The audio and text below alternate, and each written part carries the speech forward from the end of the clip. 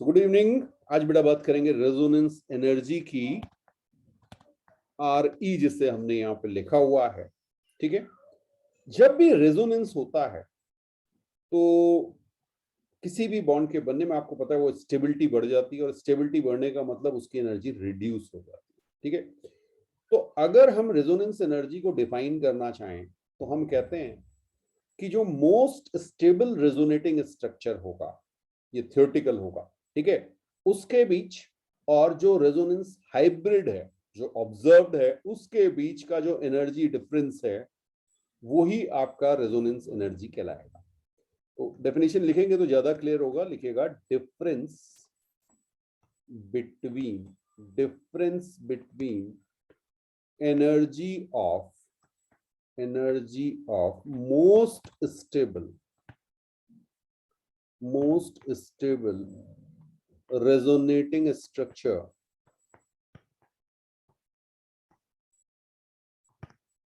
इसको जनरली कहा जाता है बेटा थियोरेटिकल। ठीक है, एंड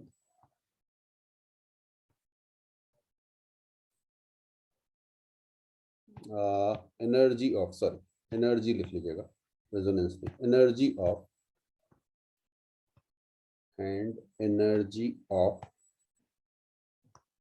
रेजोनेंस हाइब्रिड, RH जिसे आप कहते थे ना। हाँ, तो इसको आप कहते हैं ऑब्जर्व। तो बुक में आप देखेंगे तो सिंपल आपको फॉर्मूला लिखा हुआ होगा, RE is equal to delta H expected मतलब theoretical minus delta H observe. कितनी होनी चाहिए और कितनी है।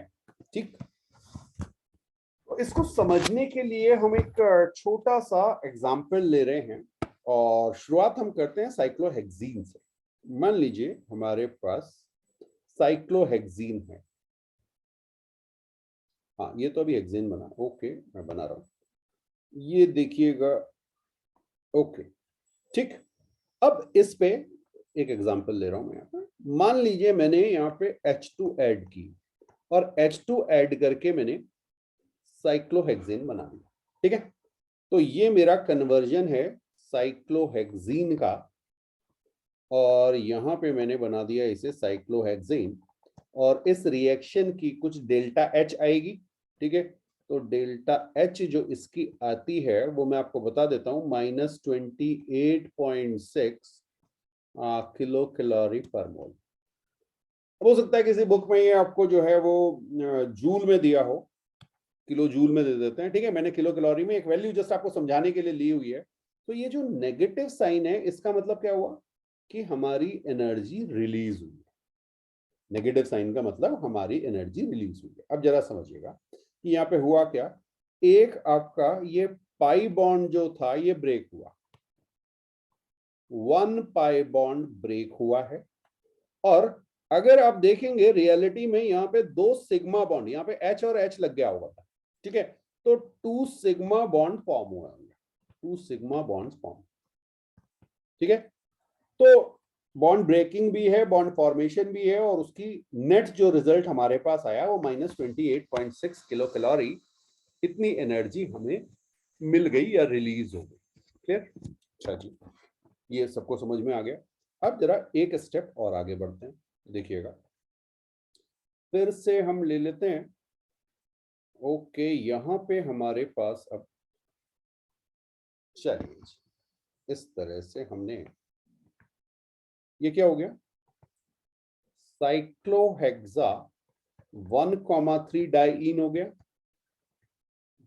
ठीक है, अब जरा समझो, ये आपके जो पाई और पाई बॉन्ड हैं, ये दोनों क्या हैं, रेजोनेंस में है। यहाँ पे रेजोनेंस है, ऑल्टरनेट है ना, ऑल्टरनेट है, बिल्कुल कंजुगेशन में होंगे, पाई पाई कंजुगेशन हो गया, बिल्कुल सही बात। तो अब अगर आप अच्छा बैलेंस इक्वेशन लिख देते हैं, 2H2 कर लो। फिर आपने क्या किया, 2H2O के साथ 2H2 के साथ इसको रिएक्ट कराया, तो ये आपका साइक्लोहेक्सेन बन गया, फिर से साइक्लोहेक्सेन बन गया। अब यहां पर अगर आप डेल्टा H देखें इसकी, ठीक, तो वो मैं आपको पहले बता देता हूं कि एक्चुअल में कितनी आती है, -54.7 किलो कैलोरी पर मोल, ये आनी चाहिए, -54.7 किलो कैलोरी पर मोल।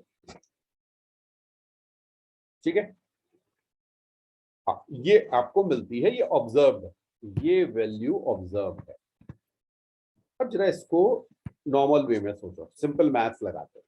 हमने कहा अगर एक बॉन्ड ब्रेक होता है और दो सिग्मा, एक पाई बॉन्ड ब्रेक हो रहा है, दो सिग्मा बॉन्ड बन रहे हैं, तो हमारे पास एनर्जी कितनी रिलीज हो रही है, 28.6। तो यहां पे अगर आप देखें तो हमारे पास दो पाई बॉन्ड ब्रेक हो रहे हैं, 2 पाई बॉन्ड ब्रेक हो रहे हैं, और यहाँ पे अगर आप देखेंगे तो 4 सिग्मा बॉन्ड बनेंगे, 4 सिग्मा बॉन्ड फॉर्मेशन हो रही है। बात समझ में आई? थ्योरेटिकल और एक्सपेरिमेंटल ये कहानी समझ में आई, ऑब्जर्व्ड जिसे हम कह रहे हैं। यस, तो एक्चुअल में यहाँ पे मेरे पास 2 इंटू -28.6 किलो कैलोरी पर मोल, ये एनर्जी जो थी ये मेरी होनी चाहिए थी, ये आपकी आ जाएगी, आप सॉल्व करेंगे तो -57.2 किलो कैलोरी पर मोल। बात समझ में आ रही है? इतनी हमारे पास ये वैल्यू हमारी हो गई थ्योरेटिकल।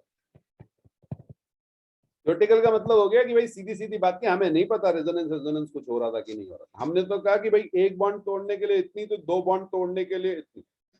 ठीक है, हाँ, मतलब बन भी रहे हैं, सिग्मा बॉन्ड बना भी दिए, तो इतनी होनी चाहिए, लेकिन रियलिटी में कितनी आई, 54.7। जो डिफरेंस आया वही रेजोनेंस में।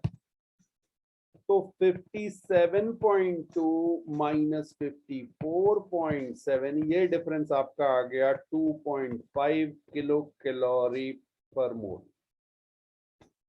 चेक कर लेना एक बार।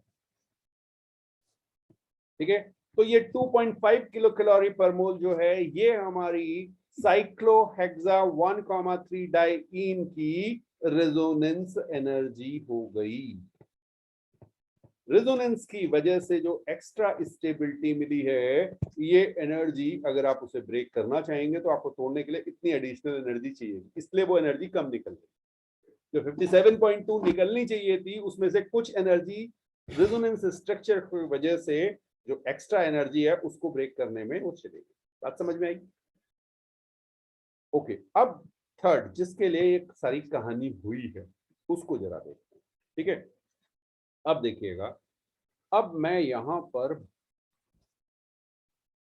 आजा बेंजीन रिंग ले लेते हैं, कहां चला गया, ओके, अब हमने ले लिया बेंजीन। अब क्या हुआ भाई, बढ़िया सा रेजोनेंस हो चुका है, बिल्कुल। अब यहाँ पे जब आप बनाएंगे तो ये फिर से साइक्लोहेक्सेन बना आपके पास, अब आपके पास 3 पाई बॉन्ड ब्रेक करेंगे, ठीक है, और 6 सिग्मा बॉन्ड फॉर्म करेंगे। भाई CH बॉन्ड बनेगा ना जब H ऐड होगा, तो बिल्कुल। अब यहाँ पे डेल्टा H की वैल्यू मैं आपको दे रहा हूं, जो एक्सपेरिमेंटल रिजल्ट है वो है आपका -49.8 किलो कैलोरी पर मोल, इतनी आपकी हीट रिलीज होती है।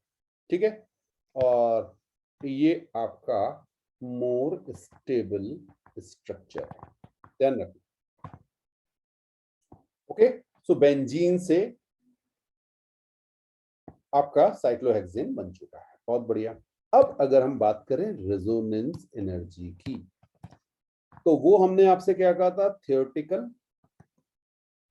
हाँ, थियोरेटिकल माइनस ऑब्जर्व, ऐसा ही था।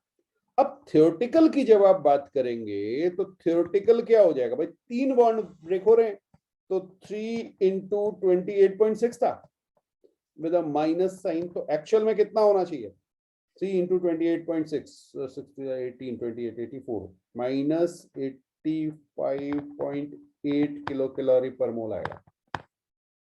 एक बार चेक कर लेना बेटा, ठीक है। और ऑब्जर्व मैंने आपको बता ही दिया, ऑब्जर्व आपका है 49.8 माइनस साइन के साथ, तो जो दोनों का डिफरेंस है वो कितना आ गया, रेजोनेंस एनर्जी जो है वो आपकी आ गई बेटा 36 किलो कैलोरी पर मोल।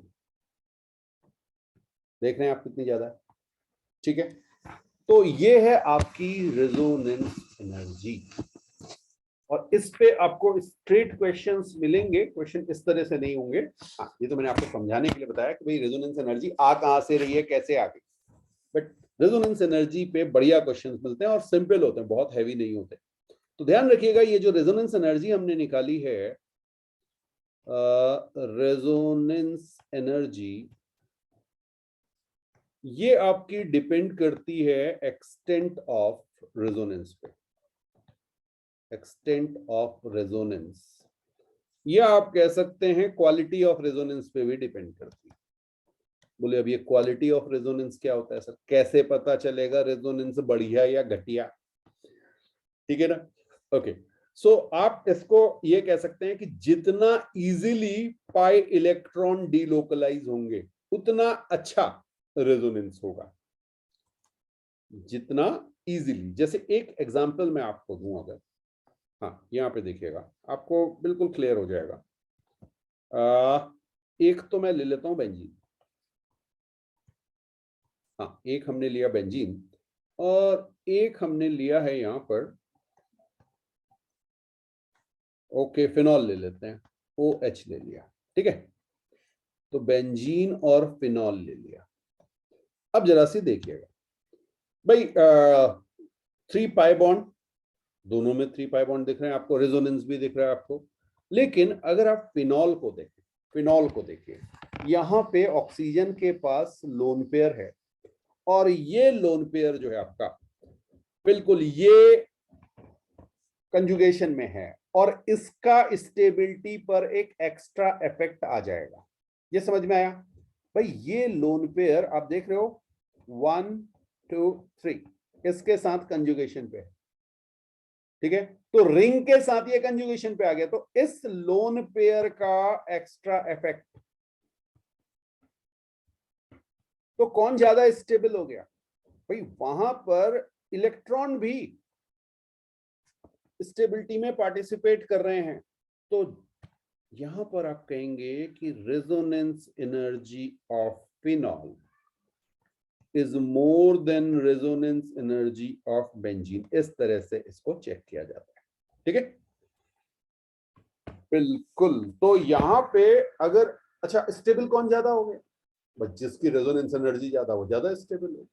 रिएक्टिव कौन ज्यादा हो गया, जो कम स्टेबल वो रिएक्टिव हो गया, फाइन। एक और कहानी होती है, जनरली स्टूडेंट्स इस पे बहुत गलती करते हैं, ये मैं आपको एक बार समझा दूं। जैसे मैंने आपको अभी पीछे एक एग्जांपल दिया था, चलिए उसको मैं फिर से बना देता हूं। कई बार होता है कि जब हम ये ऑर्गेनिक पढ़ाते हैं उसके बाद बच्चों से पूछते हैं कि भाई दो आपको स्ट्रक्चर दिए जाएं, कौन स्टेबल कौन है, तो वो क्या करते हैं, जैसे ही रेजोनेंस देखा, बोले सर यहाँ तो रेजोनेंस हो रहा है, ज्यादा स्टेबल होगा। जैसे अगर मैं आपको एक एग्जांपल दूं, मान लीजिए मैंने यहीं पे आपको 2 स्ट्रक्चर दे रखे हैं, ठीक है, और एक तो मैंने आपसे कह दिया बेंजीन है, और एक मेरे पास साइक्लोहेक्सेन है, साइक्लोहेक्सेन है और ये मेरे पास बेंजीन है, और मैं आपसे पूछूं कि ज्यादा स्टेबल कौन है। देखिए अभी अभी मैंने आपको ऊपर लिखाया था, लेकिन अगर ये क्वेश्चन इस वे में पूछ दिया गया तो आधे लोग बेंजीन को टिक कर रहे होंगे, बोले सर यहाँ रेजोनेंस हो रहा है। भाई रेजोनेंस अगर कंपेयर करोगे तो रेजोनेंस से रेजोनेंस वाली चीज को कंपेयर करो जो सिमिलर टाइप की है, सेम है। यहां पर आपके पास साइक्लोहेक्सेन, हाँ यहां पर डबल बॉन्ड है ही नहीं यार, यस ये तो सब सिंगल बॉन्ड है, सैचुरेटेड अनसैचुरेटेड वाली कहानी है, आ रहा है समझ में। तो आप इन दोनों को कंपेयर एज सच नहीं कर सकते। हाँ आपको पता है कि ये मोर स्टेबल है, क्योंकि अभी अभी हमने आपको बताया था कि एनर्जी रिलीज हुई थी और ये बना था। तो अगर एनर्जी रिलीज होके बना है तो ये मोर स्टेबल होगा, आया समझ में, ठीक है। तो ऐसा नहीं कि आपने खाली स्ट्रक्चर देखा, बोले सर वहां रेजोनेंस था और रेजोनेंस था इसलिए स्टेबल था, मोर स्टेबल, नहीं ऐसा मत कर दीजिएगा। ये कुछ कॉमन मिस्टेक्स हैं जो स्टूडेंट्स करते हैं, तो इन सब पे थोड़ा सा ध्यान रखिएगा। बीच बीच में जैसे जैसे चीजें आती जाएंगी मैं आपको बताते रहूंगा। और आज यहाँ पे कंप्लीट करते हैं, रेजोनेंस पे ही नेक्स्ट क्लास में हम आगे बढ़ेंगे। अभी कंप्लीट नहीं हुआ, जस्ट इंट्रोडक्शन हुआ।